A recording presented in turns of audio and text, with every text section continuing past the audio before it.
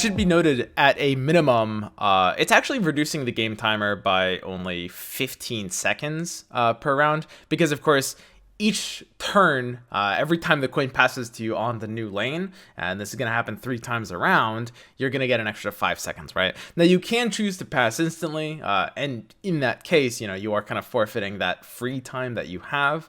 But for the most part, this will actually probably slightly increase the amount of time you have left for decks that have a high amount of decision making.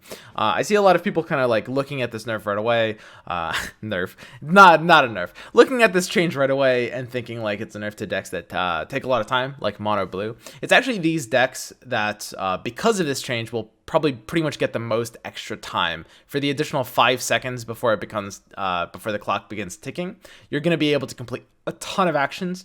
I mean, with mono blue, you can complete something like 30 actions in a turn, if we're including like items and stuff. So you're going to have a lot of time if you want it. I actually do like this change in general, though, because you're going to see decks that, it basically makes it so that the amount of time you have is somewhat in proportion to the amount of decisions that you have to make, which is pretty balanced.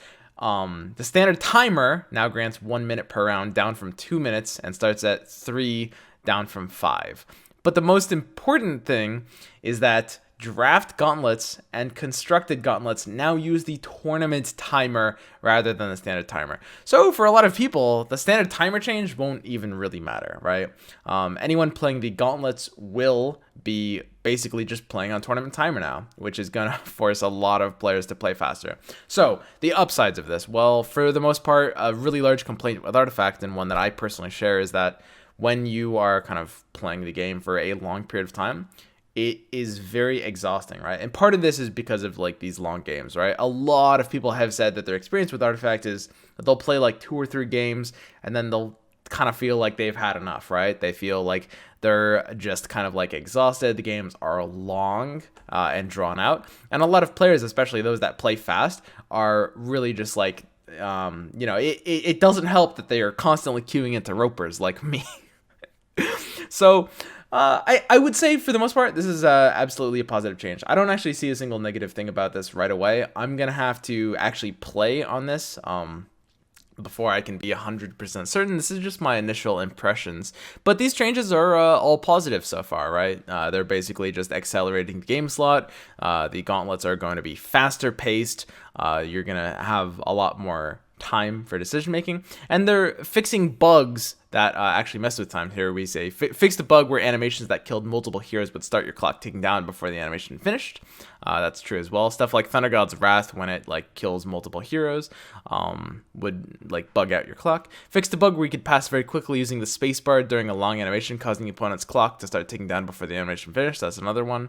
So they're just kind of tuning up the clock. Interestingly enough, on this new system, you still do apparently gain a benefit from passing pretty fast.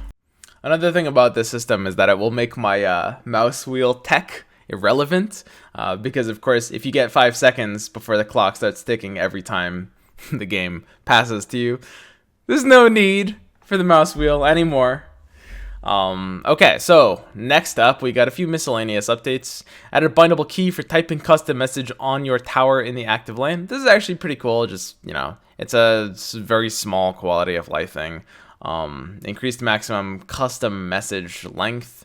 Again, I think this is actually good because I don't actually use the custom messages that much, but when I do, I've felt a little bit restricted by the length. Increased visibility of chat, wheel, mute button. Yeah, not really too much to see here. A lot of just miscellaneous stuff. Replace chat with opponent button on the endgame screen with an add friend button if you are not friends with your opponents. Last action is shown as a mini card on the HUD. I haven't actually seen this yet, but presumably it's just a little bit cleaner.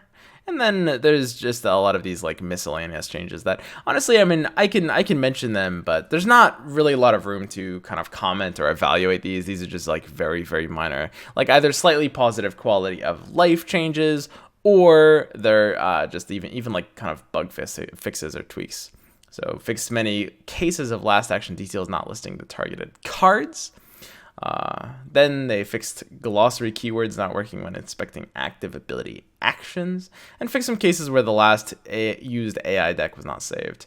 Added the ability to send and receive friend requests on the endgame screen or using the Steam icon in-game, and fix some call to arms leaderboard UI bugs. So overall, this is a pretty small patch. The game clock is actually, I think, positive. I think it's very possible that the game clock changes are going to be more positive for the game in general than they might immediately seem. The hope is basically that this will kind of reduce people's sort of fatigue with playing these like long drawn out artifact games. That's the hope. So we'll see how much that helps with that, if at all.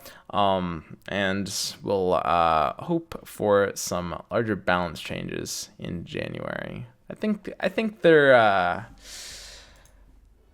planning some stuff.